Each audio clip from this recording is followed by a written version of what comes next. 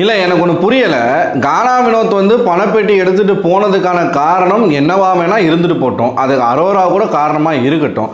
இப்போ அதனால் என்ன அரோராவுக்கு வந்து ஆபத்து வந்துட போகுது அப்படிங்கிறதுனால இப்படி சேனலும் சரி, ஹோஸ்ட்டும் சரி, கானா வினோத் அவர்களும் சரி, எதுக்கு இந்த அளவுக்கு முட்டு கொடுத்துக்கிட்டு இருக்கீங்கன்னு எனக்கு புரியவே இல்லை. இப்போ இது வந்து அரோராவுடைய இன்ஃப்ளூயன்ஸ்னால தான் கானா வினோத் அந்த பணப்பெட்டி எடுத்துகிட்டு போயிட்டார் அப்படின்னா, அது அரோராவுடைய ஒரு இன்டெலெக்சுவலை தானே காட்டுது. அவங்க வந்து ஒரு நல்ல ஒரு பிரெயினை யூஸ் பண்ணி பயங்கரமாக தந்திரமாக அவர் வந்து எடுக்க வச்சிட்டாரு. இது வந்து அவங்களுடைய ஒரு ஃபேர் கேம் தானே. அதை கேம்னு சொல்கிறதுல என்ன தயக்கம் இருக்குது இங்கே இருக்கக்கூடிய ஆட்களுக்கு? இதுதான் நம்மளுடைய கேள்வியாக இருக்குது. ஏன் அப்படின்னா, நீங்கள் 3வது ப்ரோமோ பார்த்தீங்க, 2வது ப்ரோமோ கானா வினோத் வந்த பிறகு, அது இப்போ தான் லைவில் நடந்துச்சு. கானா வினோத் வந்த பிறகு வந்து அரோரா திடீர்னு அழ ஆரம்பிக்கிறாங்க, பயங்கரமாக அழ ஆரம்பிக்கிறாங்க. எதுக்கடா அழுகுறாங்க அப்படின்னு பார்த்தா, அவர் வந்து மணி பாக்ஸை கொண்டு போனதுக்கு காரணம் அரோரா தான் அப்படின்னு மற்றவங்க சொல்லிட்டாங்களாமா. அது வந்து மேடம்க்கு ரொம்ப கஷ்டமாக இருக்குதாம்மா, ரொம்ப மனவலியாக இருக்குதாம்மா. நான் எப்படி வினுக்குட்டி வந்து தோக்கணும்னு நினைப்பேன்? ஏமா நீ தானம்மா அந்த வாரம் முழுக்க வினோத் டைட்டில் வின் பண்ணுறதுக்கு தகுதியான நபரே கிடையாது. அவர் இந்த அளவுக்கு கோவப்படுறாரு, வார்த்தைகள் விடுறாரு, நிதானம் இல்லை, அக்செப்டன்ஸ் இல்லை. நீ தானம்மா உட்காந்து விக்கல்ஸ் கிட்ட பேசிகிட்டு இருந்த. இப்போ என்னம்மா வினுக்குட்டி வினுக்குட்டி வினுக்குட்டின்னு சொல்லிக்கிட்டு இருக்க? ஒன்றுமே புரியலையே. உன்னை வந்து ஓகே ஏதோ வந்து நல்லா கருத்துக்கள் எடுத்து வைக்கிறாங்க அப்படின்னு சொல்லி மக்கள் விட்டா, அதையே நீ ஓவராக வந்து எடுத்துக்கிட்டு மாற்றி மாற்றிலாம் பேசிக்கிட்டு இருக்கக்கூடாதுல்ல யாரோரா? ரொம்ப தப்பு இல்லை. நமக்கு என்ன இதில் புரியல அப்படின்னா, இப்போ அரோராவோட இன்ஃப்ளூயன்ஸில் தான் அவர் எடுத்துகிட்டு போனாருன்றது பெரிய க்ரைம் கிடையாது, சரிங்களா?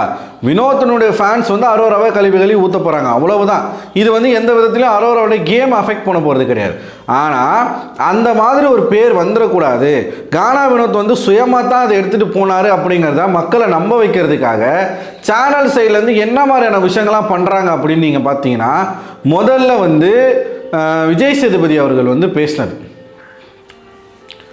ஒரு குறும்படம் போட்டு, அந்த குறும்படத்தில் இவங்க பேசிக்கிற விஷயங்களை காட்டி அதுக்கான விளக்கத்தை கேட்டு, அதுக்கப்புறம் வந்து அதுக்கு விளக்கம் கொடுக்குற வியானா மற்றும் அவர் பேர் பிரவீன்ராஜ், அவங்கள போட்டு ரொம்ப ரோஸ்ட் பண்ணுறாரு விஜய் சேதுபதி.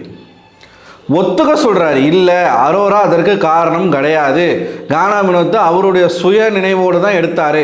கானா வினோத் போய் ஸ்டேஜில் பேசுகிறாரு.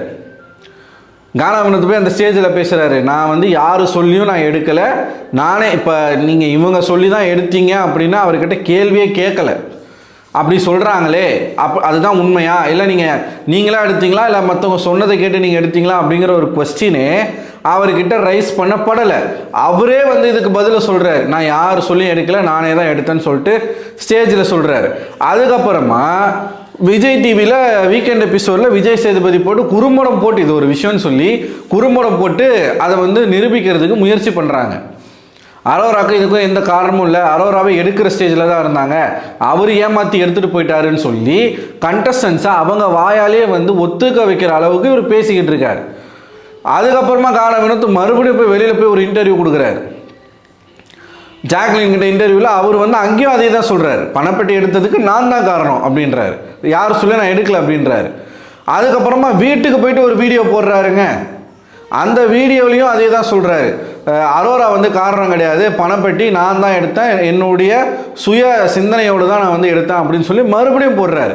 இன்னைக்கு இதோட 5வது வாட்டி இந்த விஷயத்த பேசுகிறாங்க. மறுபடியும் அரோரா வந்து அழுவுறா, இவர் வந்து இல்லை இல்லை அரோரா காரணம் கிடையாது, நான் தான் வந்து எடுத்தேன், நான் சுயமாக தான் அந்த முடிவு எடுத்தேன்.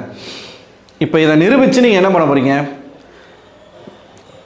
இதனால தான் அரோரா மேலே வந்து மக்களுக்கு பயங்கரமான ஒரு வெறுப்பு வருது. சேனல் சைடில் இருந்தோம், ஹோஸ்ட் சைடில் இருந்தோம், இவ்வளவு சப்போர்ட்டை நீங்கள் பண்ணீங்க ஒரு கண்டஸ்டன்ட் மேலே அப்படின்னா, உண்மையாகவே அவங்க நல்லா விளையாண்டா கூட அவங்களுக்கு வந்து அது ஒரு பேக் ஃபேரை தான் கொடுக்கும், அது வந்து அஃபெக்ட் ஆகும் அவங்களுக்கு. ஹோஸ்டோடைய சப்போர்ட் இருக்குப்பா, சேனலோட சப்போர்ட் இருக்குப்பா, பார்ப்பா வினோத்தே வந்து சப்போர்ட் பண்ணுறாருப்பா அப்படின்னு சொல்லி வெறுப்பில் திட்டதான் செய்வாங்க அரோராவின் அதிகமாக.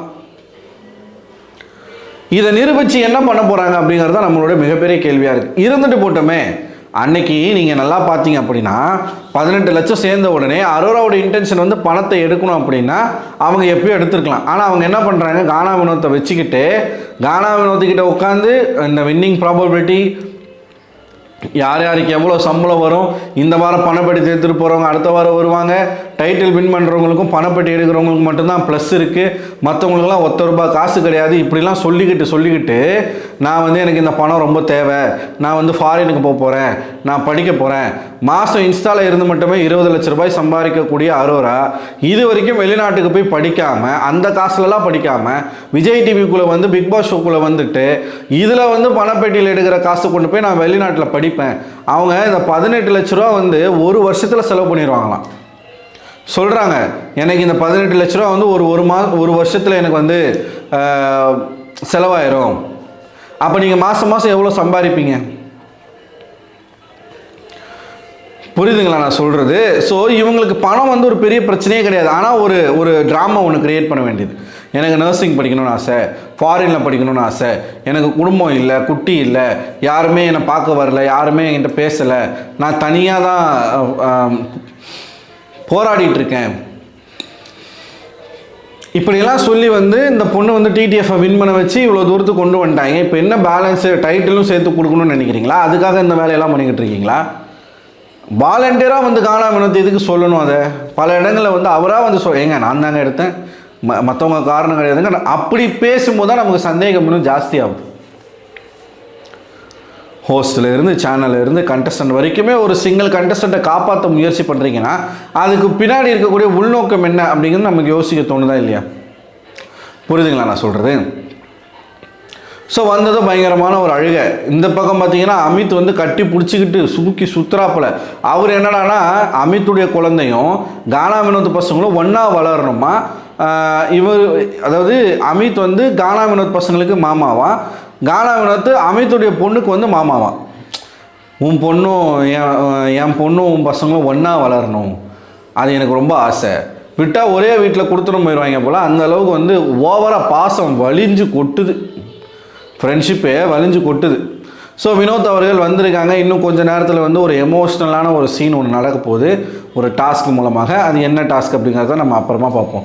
நீங்கள் என்ன நினைக்கிறீங்க? எனக்கு வந்து இது வேணும்னே அரோரா வந்து ஒயிட் வாஷ் பண்ணுற மாதிரி எனக்கு தோணுது. அரோரா நல்ல பிள்ளை, அவங்க வந்து இந்த மாதிரி அந்த மாதிரி தவறுகள் செய்யக்கூடிய ஆட்கள் கிடையாது அப்படின்னு வந்து வேணும்னே பண்ணுற மாதிரி எனக்கு தோணுது. நீங்கள் என்ன நினைக்கிறீங்க? உங்களோட கருத்துக்களை மறக்காமல் கமெண்ட் பாக்ஸில் கமெண்ட் பண்ணுங்கள். அடுத்த ஒரு வீடியோவில் உங்களை சந்திக்கிறேன். அதுவரை உங்களிடமிருந்து விடைபெறுவது நான் அரவிந்தன்.